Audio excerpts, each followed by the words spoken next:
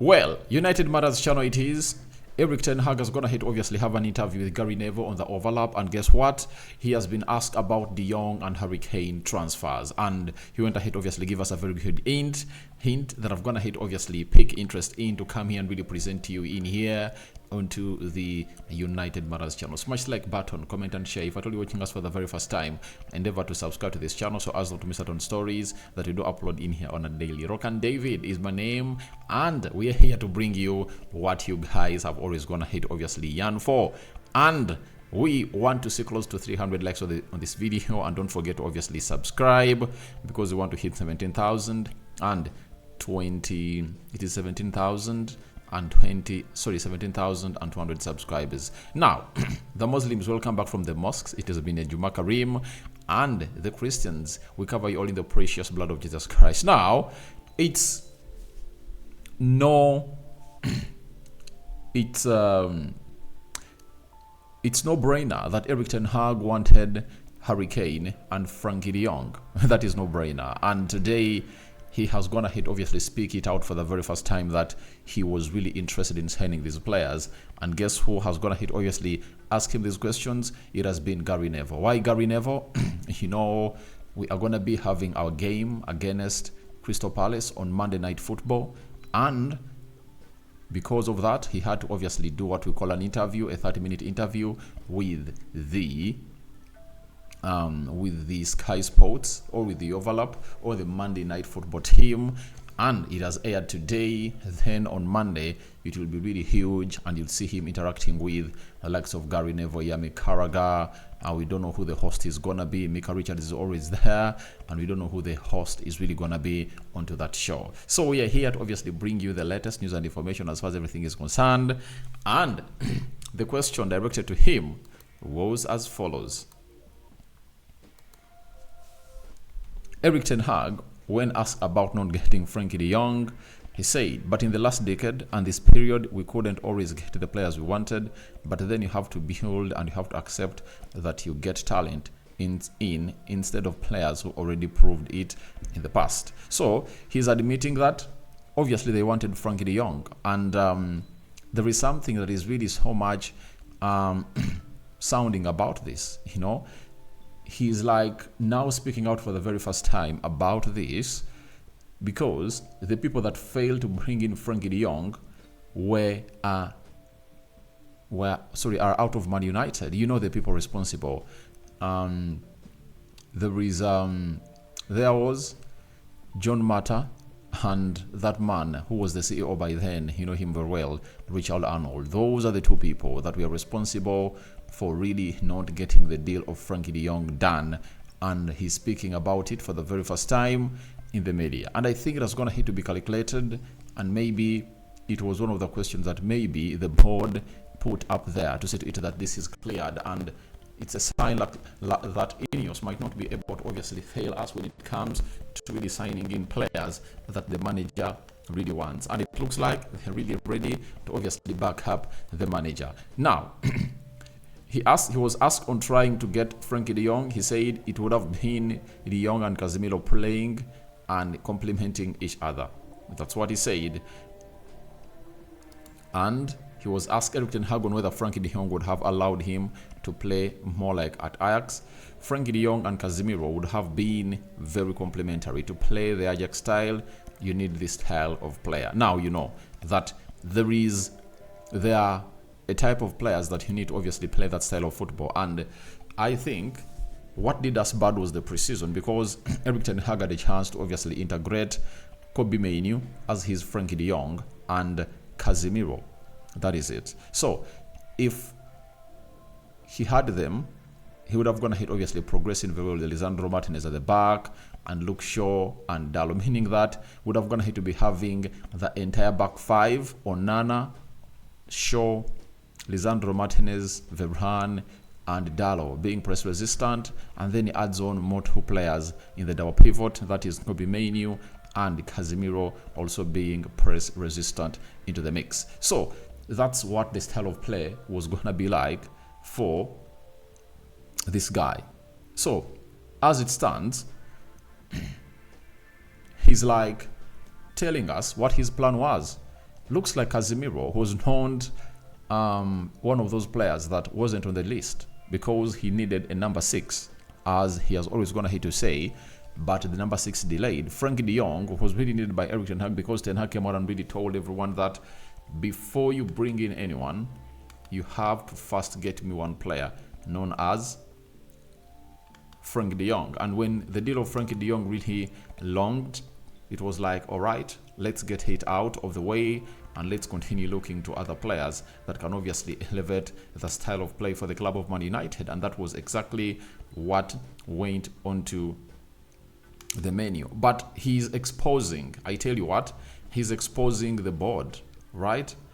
He's exposing the board of Man United by then and the people that were in charge. And who were the people in charge? Obviously, it was none other than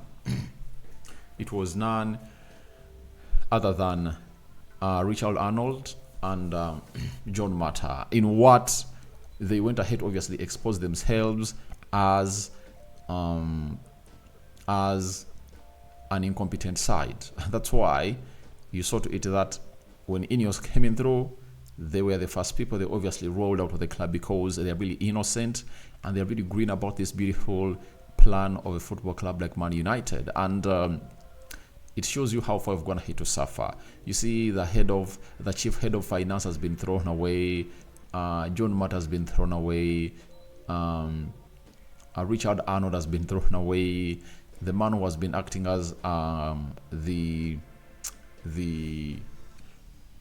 interim CE has been thrown away, meaning that incompetency was really covered up so much at the top of the club. Now, if the helm of the club is really covered or clouded into incompetency, how do you expect the team to be performing very well?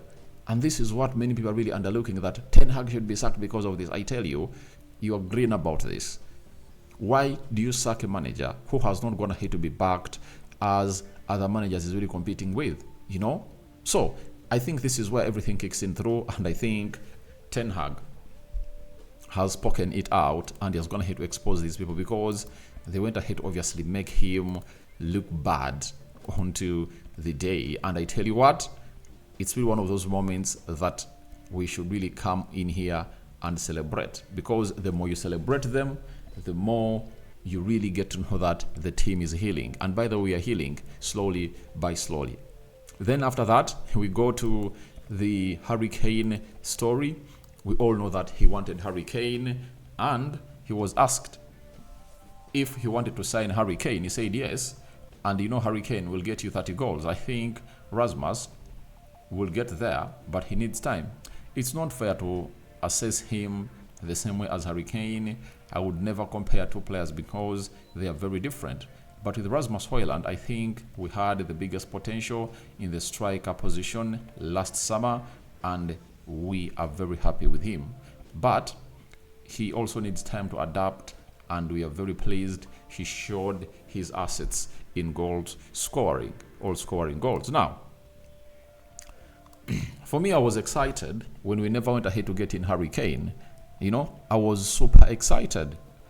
How could we spend £100 million on a player who is 30 years of age? No way. No way. I was really excited that we got in Rasmus Hojlund because I watched him. I knew what he could offer to us. And the only biggest undoing for him is, one, he doesn't get service. The service is really limited. But if you can get him in that team of City or Arsenal also doesn't create lots of chance for the number 9. As Spurs, Liverpool, and Man City, Aston Villa, oh my God, you'll see a player scoring 30 goals in the Premier League. I tell you, it's really possible. But for us, we don't really give this guy service. And I don't know whether you guys were excited like me, but for Harry Kane, I was really excited about these signings, especially Rasmus Hojlund, because he really gave us what we really wanted. Sometimes you need to admit that a rebuild should be really given a very huge go. And when you're rebuilding a side, you don't need to spend huge amounts of money. Like I told you in the video in the early morning that we only have £100 million to spend minus player sales.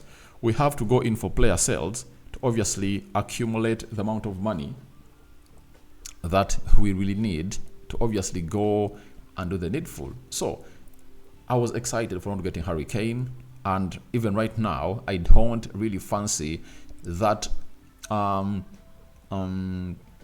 what is it called, the word on the street that Man United is looking in for an experienced striker. Why should we get in an experienced striker? All we need is, we should be getting in a striker who is really younger, because Man City is having two young strikers and really performing very well, Hojlund and Julian Alves. You get? From that, if you need experience to see to it that you really see this guy learning from it, I don't think it's the case. The case is simple. You go all out and keep Benjamin McCarthy here. He's one of the strikers that won a Champions League and he scored all formats of goals. So if he improved Marcus Rashford last season, who is not a number 9, then what of Rasmus Hojlund, who is a number 9? All you get in another Benjamin Šeško in there. So that argument of really getting an experienced striker, for me, it's dead. Rasmus Hojlund has shown his potential. Good. Ten Hag is really excited with him. All you have to do is, let's get in a younger striker to come in through and really compete with this guy, because you can have two young strikers competing at the same wavelength. That is it. And I think with the money that we are having, we might really first go in for 3 players: a central defender, a CDM, and a striker. That is it for the club of Man United. Then he was asked, Ten Hag was asked on Rasmus Hojlund. He said he had a very good period where he scored many goals after he showed it, but before and after he had some physical issues, which is normal for a young player coming up, but it has a negative impact on the team results, and that's what you have to accept. And this is where I really don't understand Erik Ten Hag, and I would love to see Gary Neville asking him, why is it that your wide forwards are too selfish to create for your number 9 chances to score? And why is it that in the entire season, Bruno Fernandes has sought out Rasmus Hojlund only 4 times in the 18 yards box area of the opponents we're going to hate to face? Those are questions I want to hear posed to Erik Ten Hag and see what answers he has for us, because we need answers. We need answers. I tell you this, we need answers from the manager, because Anthony, selfish. Garnacho, trying sometimes, but he's also selfish. And this other guy, Rashford, selfish. Bruno Fernandes doesn't release him as a number 9. What is really the problem? What is really the problem? Because for me, I don't really believe in blaming this guy, because when you're playing against Sheffield, when they got him that chance, he netted that ball into the back of the net.